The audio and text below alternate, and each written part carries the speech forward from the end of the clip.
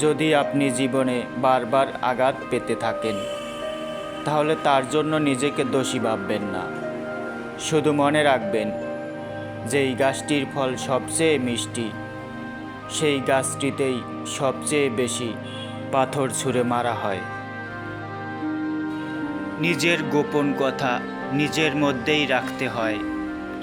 ভালোবাসার হাত যতই বিশ্বস্ত হোক না কেন, স্বার্থের আঘাত পেলে মানুষের রূপ বদলাতে একটুও সময় নেয় না।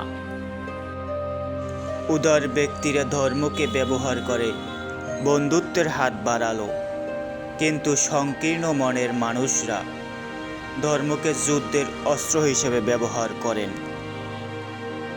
যে পুরুষ নারীর সাথে মেশার সুযোগ থাকার পরও তার কাছের মানুষটির কথা ভেবে নিজের কামনা বাসনাকে নিয়ন্ত্রণ করে এবং সকল সুযোগ উপেক্ষা করে ঘরে ফিরে আসে, সে শুধুমাত্র পুরুষ নয়, মহাপুরুষ।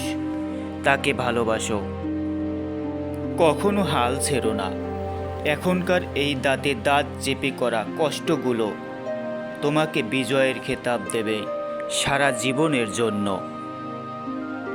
মানুষ যেদিন অন্যের ভুল ধরার চেয়ে সবার আগে নিজের ভুল ধরতে শিখবে, সেদিন মানুষ প্রকৃত মানুষ হবে।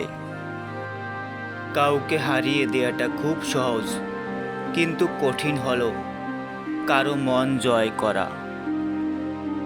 হয়তো কিছুটা কষ্ট পেতে হবে, তবুও যে তোমার মূল্য বোঝে না তার অপেক্ষায় থেকো না।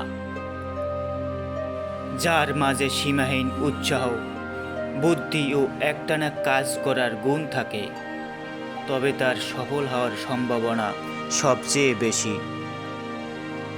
সব কিছু জানা সত্ত্বেও চুপচাপ থাকি শুধুমাত্র এটা দেখার জন্য যে কতটা নাটক করতে জানে।